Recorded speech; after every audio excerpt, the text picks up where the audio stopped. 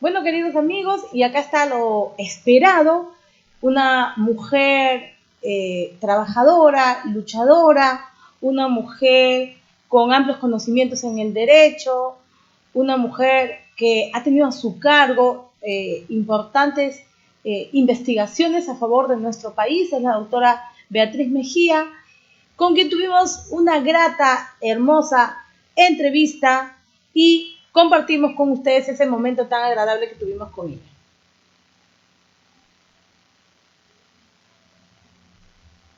Bueno, queridos amigos, estamos regresando, esta vez con una invitada muy especial, la doctora Beatriz Mejía, del partido Avanza País, quien está postulando con el número 1 a las contiendas electorales de este 26 de enero, ¿no, doctora? Así es. Doctora, bienvenida acá a nuestro programa Cabina Educativa.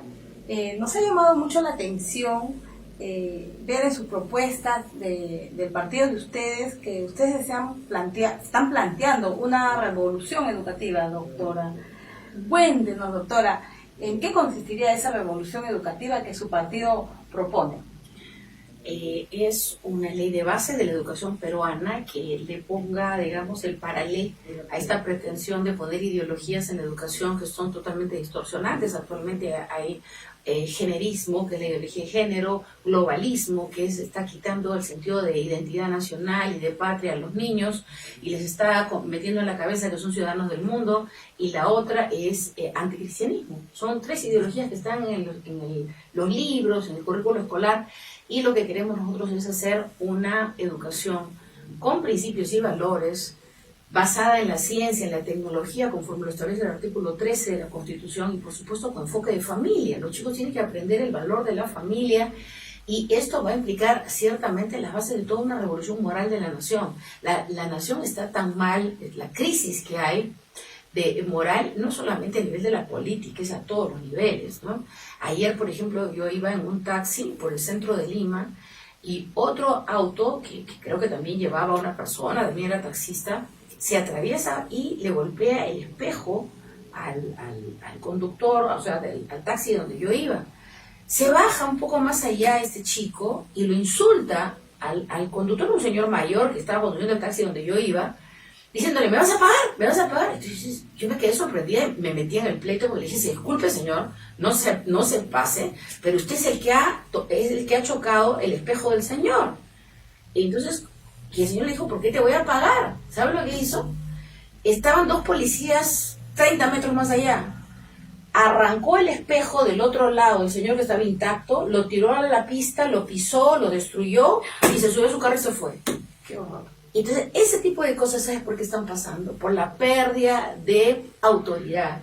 Porque las autoridades de todos los niveles en este momento están haciendo lo que quieren. No se respeta la Constitución, no se respetan las leyes. ¿Por qué la gente cree que tiene que respetar la ley? Entonces, se reclama, por ejemplo, la informalidad de la actividad empresarial, que hay mucha gente que está en situación de informalidad. ¿Para qué te vas, la pregunta, a volver formal en un estado informal? Entonces, el devolver la formalidad, el respeto por el orden constitucional, el principio de seguridad jurídica, el principio de legalidad, importa que la gente reciba esa educación para respetar. Como en Japón, en Alemania, tú has visto, van los niñitos que están en preinicial, o sea, no están muy chiquititos, van agarraditos de una soga, salen por la calle y tú dices, qué ordenaditos, qué respetuositos, no se sale ninguno, o sea, acá saldrían corriendo. ¿Por qué?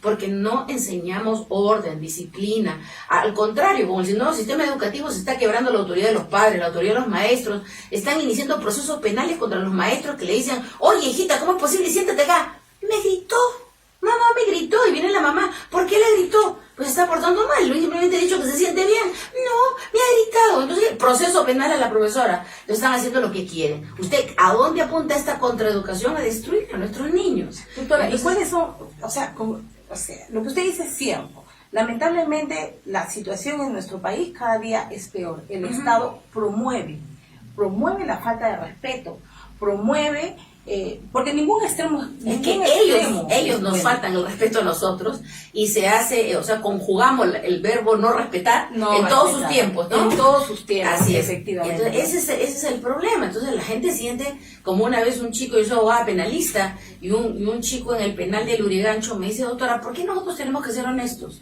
Si el juez me cobra, el fiscal me cobra, ¿no es cierto? El secretario del juzgado me cobra, el policía, todos, o sea, todos le cobran, o sea, todos son corruptos y nosotros tenemos que ser honestos y nos mandan a la cárcel cuando robamos. ¿Por qué a ellos no los mandan a la cárcel? Uno de los primeros proyectos de leyes que su partido plantearía es esta ley de base de la educación peruana. Otro, la participación ciudadana en el control precisamente de estos poderes públicos, policía, fiscalía, poder judicial, se puede controlar con la participación de la ciudadanía. El día que el ciudadano esté empoderado y pueda sacar a un juez con una denuncia, vas a ver cómo los jueces se ponen en vereda. Tendría que plantearse sanciones muy drásticas. Pero eso implica oír al ciudadano, porque si tú creas un sistema, tú sabes que el artículo 139, inciso 17 de la Constitución, ya establece la participación ciudadana como derecho en el control de los jueces, en la evaluación y control de los jueces.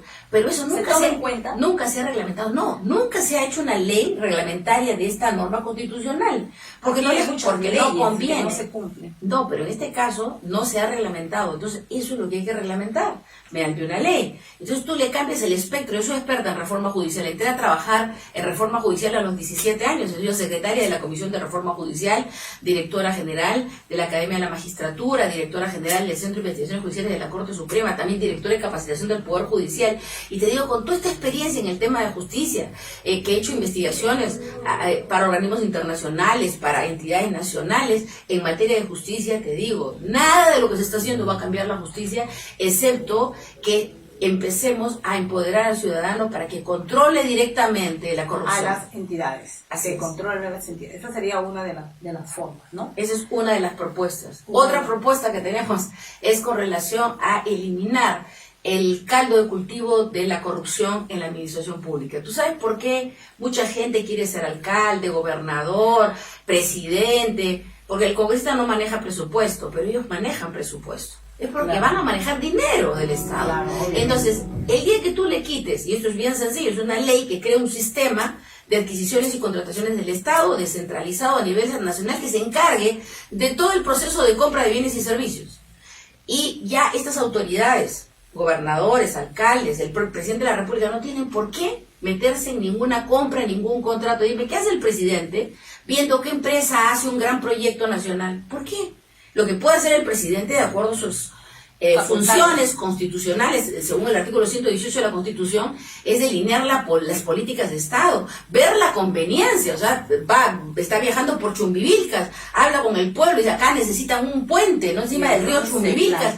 Entonces lo plantea, pero él no tiene por qué ver si lo hace Odebrecht, si lo hace Graña Montero o si lo hace Perencejo. Lo que él tiene que hacer es comunicar al ente de contrataciones del Estado que se encargue de esto. Y esto tendría diferentes áreas, un área técnica que tiene que hacer el diagnóstico de como le dicen, de la viabilidad de este proyecto, de construir un puente sobre el río Chumbivilcas, otro ente que se empieza a hacer ya con los términos de referencia que le prepara la primera área. Esta segunda área se encarga de hacer la convocatoria, a buscar los postores, ¿no? Abre el concurso, la licitación que sea que corresponda, y de ahí ya esto pasa a una tercera etapa, donde quien abre los sobres y califica las ofertas no es ninguno de los que actuó en las etapas previas, y el día anterior a la apertura de sobres, ni los miembros de esa comisión saben que van a ser los miembros de la comisión. ¿Te das cuenta? O sea, en la mañana, a las 8 de la mañana se sortean quienes abren los sobres del proyecto A, del proyecto B, del proyecto C, a tal hora, en diferentes salas de donde esté ubicado este instituto u organismo de contrataciones del Estado. Entonces, de repente tú te enteras a las 8 de la mañana que vas a integrar la comisión A, y por ejemplo, yo también integro esa comisión, pero recién nos encontramos en la sala. Ese momento. El acto de apertura de sobres filmado, público, transparente. O sea, la gente que son postores, y el que no es postor, que quiera también fiscalizarlo, puede ver a través de una pantalla pública, así como si fuera el canal del Congreso, se pasa y dice, tal propuesta de tal persona está planteando tal, la calificación dice es tal, el otro igual, porque cada uno vota, dice la calificación es tal, aprueban tal calificación, público y transparente. Termina el resultado y se da el ganador, ¿ya? Dime qué posibilidades hay de que haya corrupción. Y encima, a esa gente, tienes a la Contraloría General de la República encima, que se dediquen a estar fiscalizando precisamente al ente especializado de expertos en contrataciones y adquisiciones del Estado. Doctora, otro de los grandes problemas que hay, por ejemplo, en educación, Sí. ya que estamos segurísimos, Cabina Educativa está segurísima de que usted va a lograr una de las curules para este congreso, porque usted está como número uno. El número uno del trencito rosado. Trencito en la cédula es un trencito fucsia rosadito, ¿no? Está por el centro de la cédula, es el número 9 de los partidos que están ahí, pero dice Avanza País Partido de Integración Social. No se preocupen del nombre, busquen el tren, marquen el tren, escriban el uno y también escriban en el otro, porque tienen 2 cuadraditos. No pueden votar por 2 partidos diferentes, tienen que votar por el mismo partido por 2 candidatos, porque tienen 2 cuadraditos. Entonces, yo les recomiendo que voten por el 1 y también por el 24, que es Franco Alfaro, que es un luchador, activista pro vida, es maestro, padre de familia, muy joven, pero realmente que yo considero que es una persona valiosa, porque tiene una buena formación política y va a poder aportar en el Congreso. Perfecto, doctora. Queremos hacerle llegar una de las inquietudes, por ejemplo, que tenemos los colegios particulares privados. Existe una ley en la cual actualmente no se obliga a los padres de familia a que paguen las pensiones dentro de las fechas acordadas. Esto trae como consecuencia que el maestro peruano sea un mendigo de sus sueldos, porque lamentablemente todos los colegios del Perú no son grandes, la gran mayoría de colegios son colegios de clase media y colegios de clase baja. Entonces, los presupuestos económicos que manejan las entidades privadas son pocos, son reducidos. Y a través de ello, lamentablemente, con esta ley se trae como consecuencia que en el hogar del maestro peruano no llegue el sueldo dentro de la fecha que corresponde, porque muchos padres de familia tienen mucho dinero para comprarse cosas de lujo, cosas suntuosas, y que las publican felizmente ahí en el Face, ¿no? Como todos sabemos, pero no tienen la responsabilidad de cumplir con sus obligaciones económicas, y esto trae un caos social también, doctora, porque obviamente los hogares de los maestros peruanos que trabajan en los colegios privados no reciben sus sueldos, doctora. ¿Qué opinión le merece esto? ¿Cuál sería para usted uno de los planteamientos que los maestros queremos escuchar? Bueno, justo eso es un problema social, ¿no? Porque tú sabes que en este momento, por más que se quiera ocultar, hay una recesión económica, hay empresas que están cerrando, gente que está perdiendo su trabajo, otros que estando trabajando, empresas que todavía funcionan, están funcionando con la postergación de los pagos. Entonces se ha generado una cadena de retraso en todas las empresas, y por eso esto obviamente va a afectar el bolsillo de los padres. Entonces yo creo que no es el caso de todos los padres de que teniendo el dinero no quieran pagar la pensión. Yo creo que en este momento tenemos un problema social, económico, de muchos padres que, bueno, iniciaron un compromiso con un colegio y de repente se quedaron sin trabajo porque la gente no tiene en este momento trabajo fijo. Entonces ese es un problema. De algunos. Claro. Pero de muchos, sí. Porque usted sabe que nosotros como padres tenemos responsabilidades, ¿no? Entonces, las 5 necesidades básicas, una de ellas es la educación. Entonces nosotros como padres tenemos que ser responsables con el ejemplo, lo que usted hablaba antes de la moral, doctora, ¿no? Entonces tenemos que ser responsables con el ejemplo. Si nosotros tenemos acuerdos pactados de responsabilidades, entonces nosotros tenemos que cumplir, indudablemente, eso es algo importante. Y cuando eso no se cumple, no, doctora, por una necesidad, porque los colegios entienden cuando hay necesidades, cuando hay problemas, el padre desempleado, la madre que se accidentó. No estamos hablando de esos casos. En un colegio, por ejemplo, hablemos de Villa María, de Villa Salvador, de las zonas extremas, ¿no? De Lima o del Perú profundo. Los colegios no tienen muchos presupuestos. Entonces, en esta zona donde tenemos de repente un colegio con 1000 alumnos, ¿cuántos padres se enfermarán? Se enfermarán, digamos, 100. Eso no genera mayor problema. De repente dentro de estos 100 están los que perdieron el trabajo, están los que tuvieron algún accidente, los que tuvieron una quiebra de la empresa, qué sé yo. Pero los demás no. Los demás que no pagan es porque simplemente no quieren pagar porque la ley los avala. Ese es el tema que realmente genera acá un problema grande. Yo creo que ahí sí hay un problema. ¿Por qué razón? Porque ¿quién determina si es, digamos, justificada o no justificada la omisión del pago o el retardo en el pago? Ten en cuenta que si a la persona le retardan también su propia remuneración, no puede pagar oportunamente todas sus obligaciones, no solamente el colegio.